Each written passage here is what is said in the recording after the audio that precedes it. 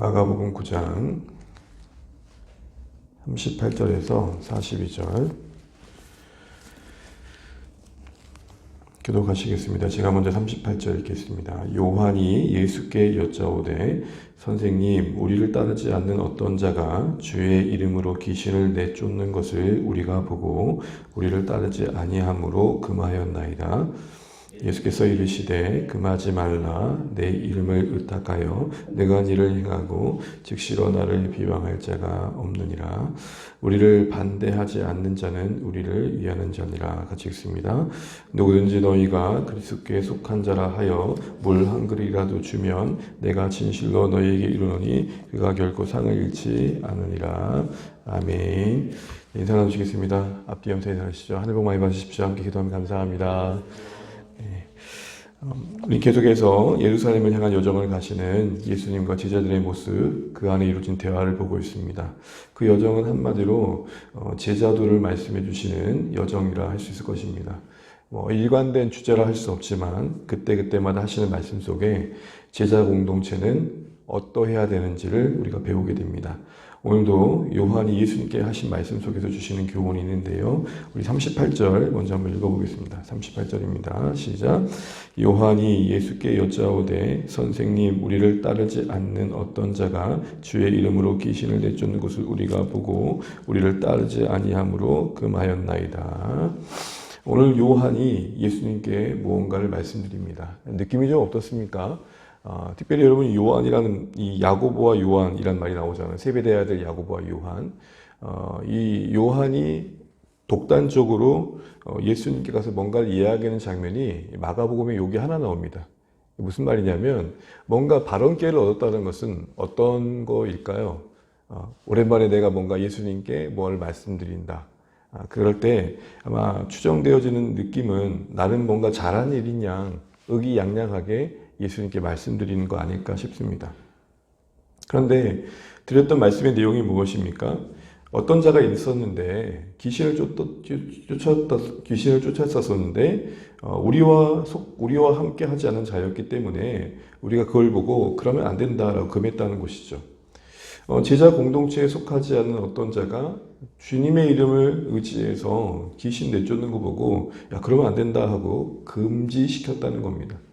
여기 어떤 자가 누구일까라고 할 때에 아마도 12제자는 분명 아닌 것 같고 예수님을 그래도 믿음으로 따랐던 자인 것 같습니다. 그를 통해 뭔가 능력이 나타났다는 것은 그에게 뭔가 진실한 믿음이 있었음을 우리에게 보여주는 것이죠.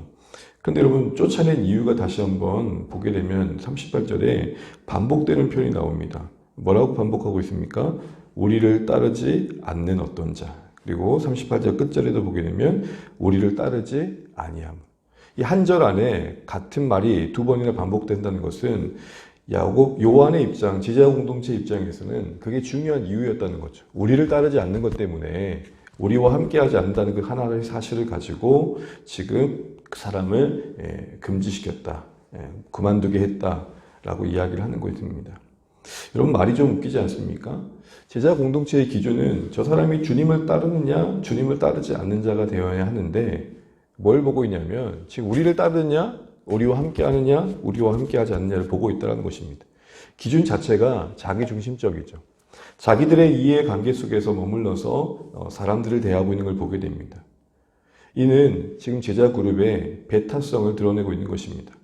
우리 편이 아니면 무조건 배제하는 소위 진영 논리에 빠져있는 그들의 모습을 보여주는 것이죠. 이에 대한 예수님의 말씀이 어떠십니까? 우리 39절 한번 읽어보겠습니다. 시작.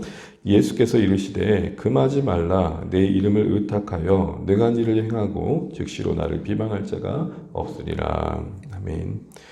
금하지 말라라고 말씀하십니다. 이 말은 제자들의 의중을 고려해 본다면 내 이름을 의지해서 능한 일을 행하는 자는 나를 비방할 일이 없는데 그러기에 그도 인정하고 포용해 줘야 한다는 것입니다.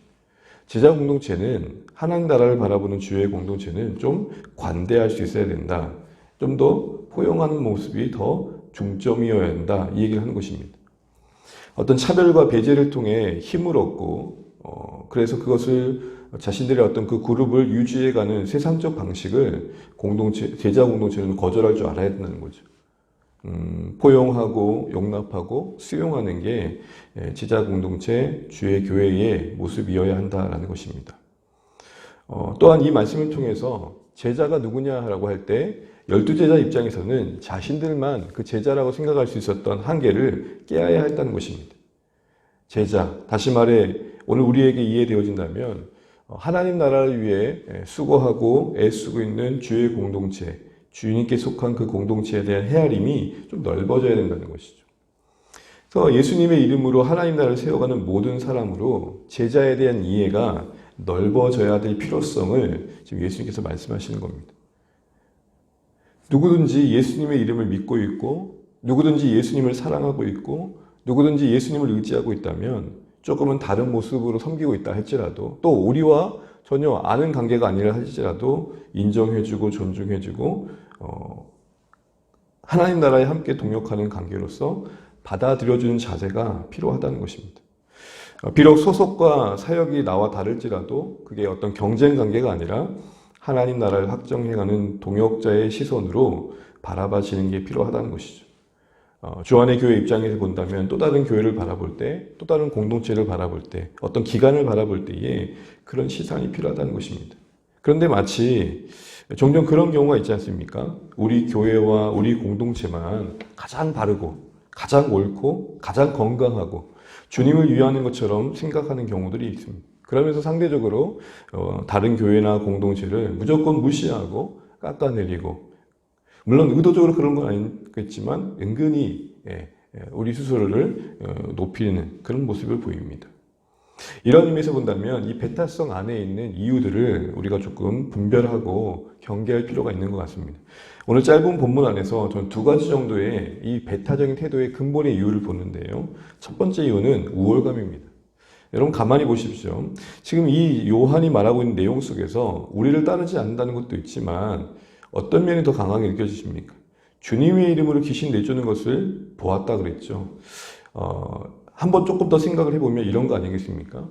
예수님의 이름으로 귀신을 쫓는 것은 자신들의 전매 특허인데 자신들의 특권인데 당신이 뭔데 감히 예수님도 따르지 않으면서 우리와 함께하지 않으면서 우리 그룹 안에 있지면서 그걸 쓴다고 이렇게 이야기하는 것 같습니다. 자신들만의 특권을 하는 생각들을 갖고 있는 한은 누군가가 비슷한 일을 하는 것에 대해서 용납할 수 없었겠죠.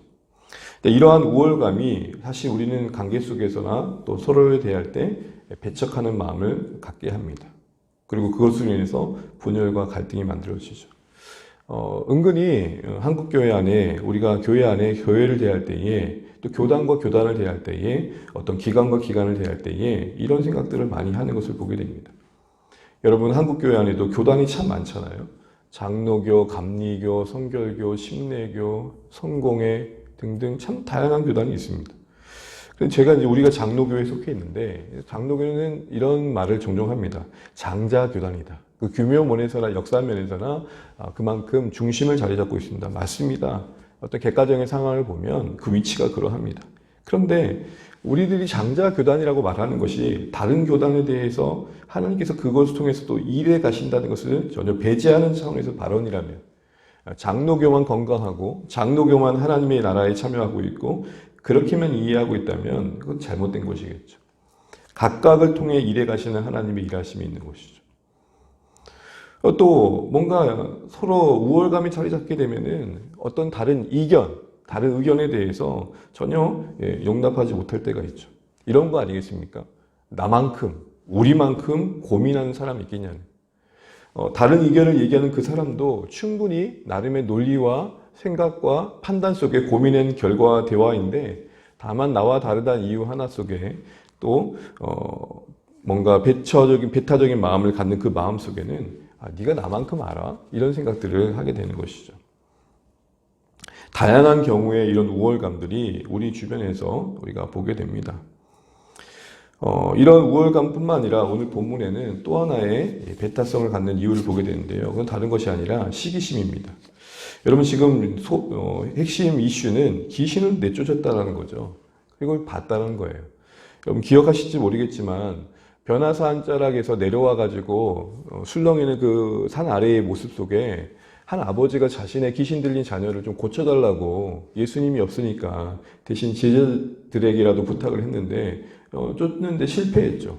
그러니까 이제 그러고 나서 예수님이 그 자녀를 고치고 난 뒤에 제자들이 조용히 와가지고 물었던 게 뭡니까? 왜 우리는 못 쫓았고 주님은 가능하셨습니까? 라고 할 때에 주님이 하셨던 말씀이 뭡니까? 기도 외에는 이 다른 것이 나갈 수 없다. 이렇게 말씀하시죠. 실패했던 경험이 있는 겁니다. 얼마 전에 자신들의 귀신 들린 자녀를 쫓았지 못했는데 오늘 본문에 지금 그 어떤 자는 쫓아내고 있는 거예요. 여러분 그런 경우 있지 않습니까? 내가 못하는 것을 타인이 할 때 객관적으로 우리가 평가하지 못하고 폄하할 때가 많죠.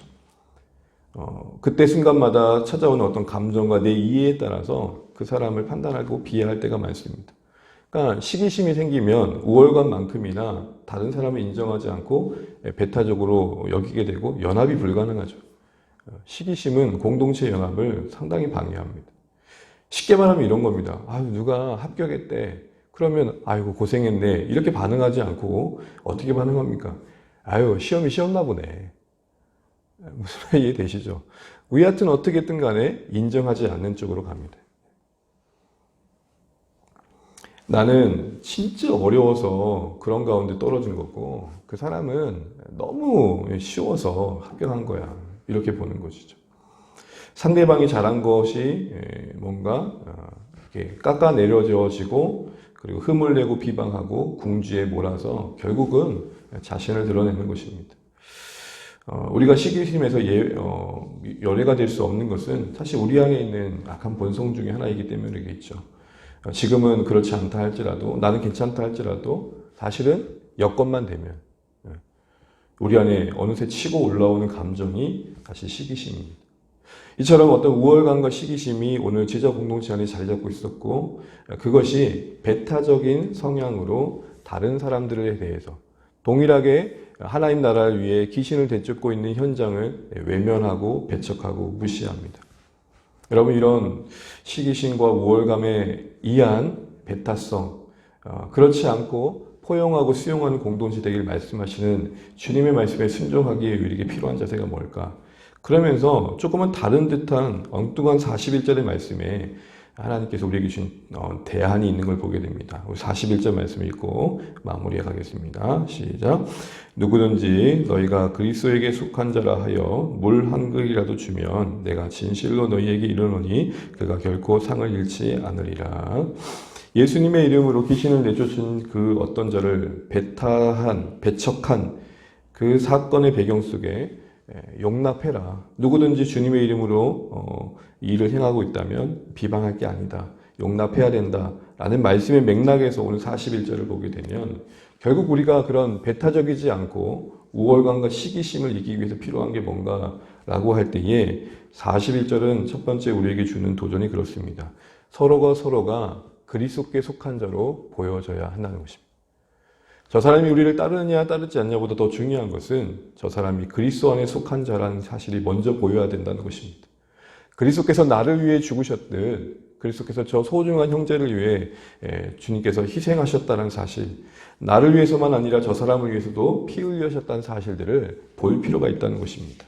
우리 이 말씀을 조금 더 이해하기 위해서 로마서 14장 15절 말씀을 함께 읽어보겠습니다.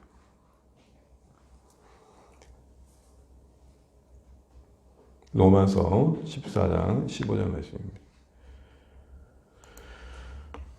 함께 읽어보겠습니다. 다 치셨습니까? 로마서 14장 15절 말씀 함께 읽습니다. 시작.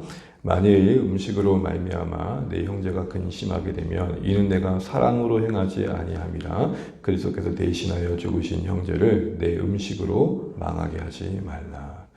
너가 알고 있는 그 어떤 신앙적인 지식만을 가지고 사랑이 없이 어떤 상대 형제를 뭔가 비판하고 깎아내리는 그 행태를 경계하기 위해서 바울은 이 하나를 언급합니다. 그리스도께서 대신 죽으신 형제. 예수께서 대신하여 죽으신 한 사람으로 보여져야 문제가 풀린다는 것입니다. 그럴 때에 사랑의 행위가 동원되어지고 그 갈등이 일어날 수 있는 문제를 풀 수 있는 실타리가 마련된다라는 것입니다. 동일하게 우리 예수님께서는 그래서 뭔가 닫혀있고 배척한 마음으로 가득했던 제자 공동체에게 중요한 시선 하나를 말합니다. 하나님 나라를 위해 동역하는 여러 교회와 기관과 사람들이 그리스도 아래서 먼저 바라봐줘야 한다는 것입니다. 나와 다른 게 먼저 보이는 게 아니라 예수께서 저 형제를 위해, 저 교회를 위해, 저 공동체를 위해 피 흘려 돌아가셨다는 사실, 대신하여 죽으셨다는 사실이 먼저 보이고 그 안에서 작은 물 한 잔이라도 나누는, 물 한 그릇이라도 나누는 사랑의 실천이 이루어질 수 있음을 말씀하시는 것입니다. 이러한 하나님의 사랑이, 그리스도 안에서 이루어진 이 하나님의 사랑이 시기심과 우월감을 밀어내는 것이죠. 그래서 여러분 우리 고린도전서 13장을 기억하시죠? 사랑은 시기하지 아니하며 자랑하지 아니하며. 그때 그 사랑은 무엇이었습니까? 하나님의 사랑이 우리로 시기하지 않도록 자랑하지 않도록 도우신다는 것이죠. 제자 공동체의 부재는 뭐였냐면 예수 안에서 서로를 바라봐야 되는, 상대를 바라봐야 되는 안목이 부재했던 것입니다. 그러므로 여러분 시기심과 우월감의 대안은 무엇이냐?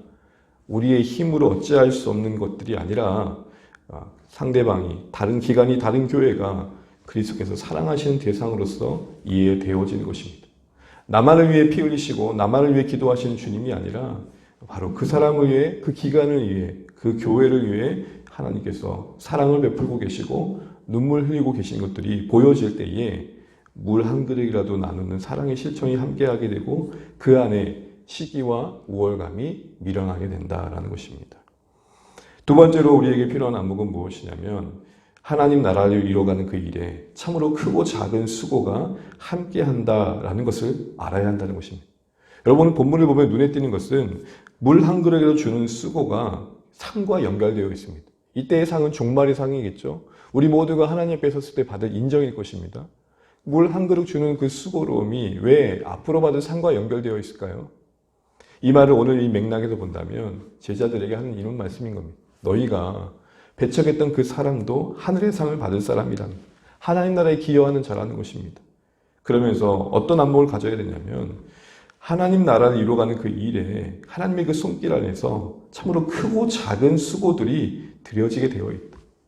물 한 그릇 나누는 그 수고 별거 아닌 것처럼 보일지 모르지만 그 수고조차도 너가 헤아릴 수 없는 이해 속에서 하나님 나라를 이루어가는 일에 쓰임받는다. 그러니 물 한 그릇이라도 주는 수고를 별거 아닌 것처럼 여기지 마라. 너희들만 뭔가 대단한 일을 하는 것처럼, 너희들만 뭔가 하나님 나라에 기여하는 것처럼 그런 생각하지 말아라 라는 것입니다. 우리 주원의 교회 적용을 해볼까요? 우리는 비록 여러 면에서 작고 여전히 조금 더 규모 면에서나 여러 가지 상황에서나 부족하지만 우리가 할 수 있는 최선이라는 게 물 한 그릇이지만 우리가 할 수 있는 물 한 그릇의 수고도 하나님 나라에서는 가볍지 않다는 것입니다. 물 한 그릇의 수고를 바라보는 입장에서는 그걸 소중히 여겨줘야 되고 물 한 그릇을 섬길 수밖에 없는 우리 입장에서는 그것을 감사히 여기며 이것조차도 주의 나라에 쓰여질 수 있다는 사실 앞에서 고마움과 앞으로 받을 상 앞에서의 위로를 얻으며 수고를 감당해야 된다는 것이죠.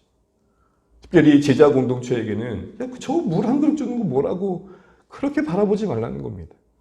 사랑하는 여러분, 어쩌면 우리 주안의 교회보다 아직도 조금 더 적은 또 어떻게 보면 고군분투하고 있는 현장도 있을 것입니다. 그러나 그것을 통해서도 부르신 한 영혼이 있다면 그 물 한 잔을 수고밖에 할 수 없는 공동체와 교회와 기관을 통해서도 하신 일이 있다면 정말 귀하다.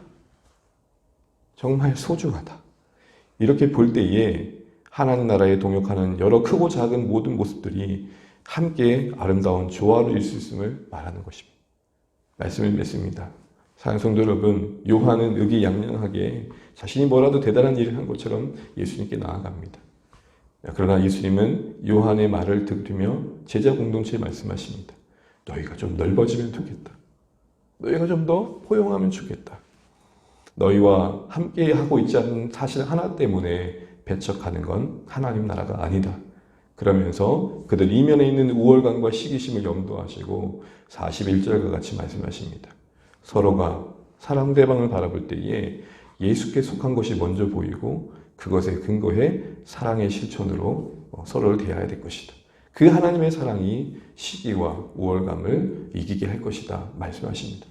또한 더하여 너희 눈에 너희들은 대단해 보이고 다른 교회와 다른 기관의 수고는 물 한 잔의 수고처럼 가벼이 여겨질지 모르지만 하나님 나라 안에 가벼운 건 없다. 작은 건 없다. 그 한 잔의 한 그릇의 물 나눔의 헌신과 수고로움도 하나님 나라에서는 상을 받는다. 기여하는 바가 있다. 이거 잊지 않고 작은 공동체, 작은 어떤 사역의 기간, 또 너희들이 볼 때 너희들 수를 대단히 여기는 가운데 상대적으로 깎아내리는 그 모든 것들에 대해서 하나님이 여전히 그것을 통해 일하고 계시다는 사실을 보면서 너희들이 조금 더 넓은 마음으로 여러 모양의 하나님 나라의 현장을 좀 품으면 좋겠다. 이런 말씀을 하고 계시는 겁니다. 또한 주 안의 교회에는 이런 말씀을 하시는 거죠. 주 안의 교회야 너희가 지금 할 수 있는 수고가 물 한 그릇을 나누는 수고라고 할지라도 감사하면 좋겠다. 왜? 그게 상이 되니까. 오늘 이 말씀을 기억하시면서 우리가 좀 더 그 하나님의 사랑에 의지하여 넓어지고 또 하나님의 손길 아래 참으로 크고 작은 주의 공동체가 쓰여져 그 나라를 이루고 있는 일에 우리가 함께하고 있다는 사실에 감사하면서 우리 서로 격려하고 기이 여기며 주의 나라 위에 한 걸음 한 걸음 뚜벅뚜벅 걸어갈 수 있는 주 안의 공동체 되어지기에 주의 이름으로 축복합니다. 찬양하시겠습니다. 찬송가 299장 다시 찬양하면서 하나님의 사랑 같이 한번 찬양하며 기도하겠습니다.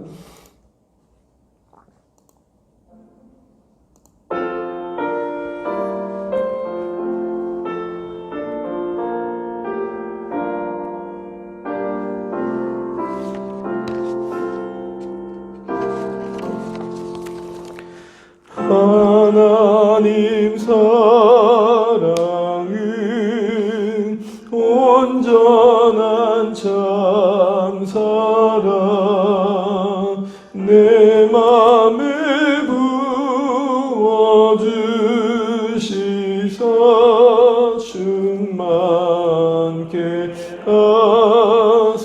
하소서 내 주님 참 사랑 햇빛과 같으니 그 사랑 내게 비추사 뜨겁게 하소서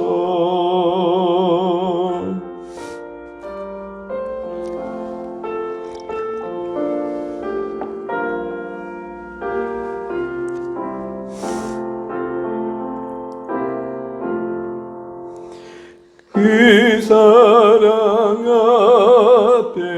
앞에는 풍파도 그치며 어두운 밤도 하나니 그 힘이 그도다 하나님 사랑은 온전한 참 사랑 내 맘과 영에 채우사 새 힘을 주소서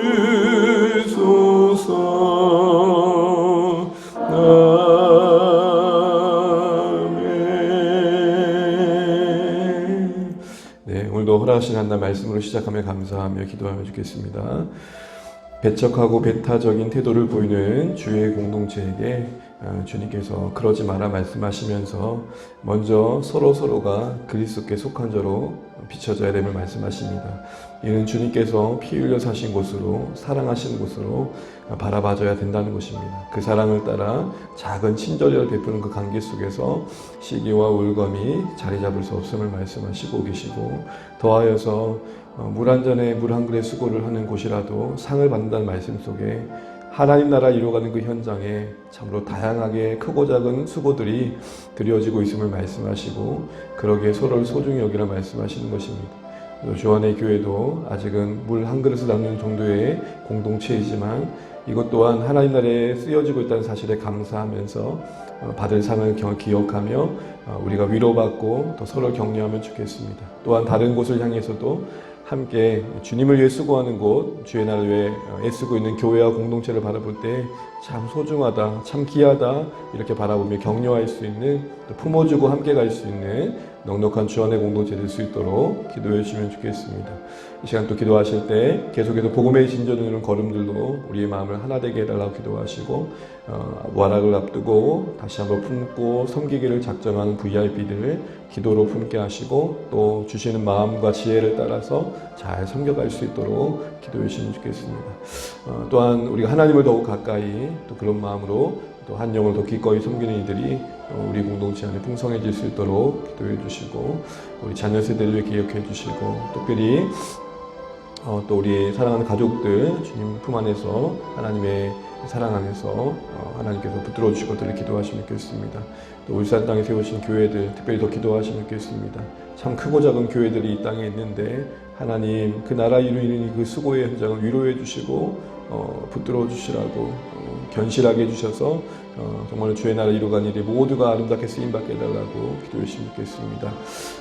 더하여서 이 나라 민족을 위해서도 기도해 주시면 좋겠습니다. 하나님 이 나라가 주의 은혜 안에서 강건하게 도와주시고, 또 하나님 나라 이루어가는 일을 애쓰는 모든 교회들이 하나님 나라 위에 또 수고할 뿐만 아니라 이 땅과 이 민족을 위해 기도하면서 조국 교회를 위해 기도하고 조국 위해 기도하며 하나님 나라를 세워가는 그런 교회를 쓰임받게 해달라고 기도하시면 좋겠습니다. 이외에도 우리 각자 기도 제목 가지고 기도하시고 오늘도 주안에 승리하시길 축복합니다. 기도하시겠습니다. 하나님 감사합니다. 오늘 우리가 수고로움을 감당하며 주의 옆에 나왔습니다. 아버지 하나님, 주의 은혜를 우리가 구합니다. 주님, 우리를 붙들어 주십시오. 하나님, 이 땅에 주의 나라가 임하고 또 이루어져가는 가정 속에 참으로 크고 작은 주의 공동체와 하나님 우리의 모습이 쓰여진다는 것을 기억하게 도와주시고, 하나님 우리가 어떤 우월감과 때로는 하나님 시기심으로 배타적인 그런 모습들을 내려놓게 도와주시고, 용납할 줄 알고 인정할 줄 알고 포용할 줄 알고 함께 갈 수 있는 그런 넓은 마음들이 있기를 소원합니다.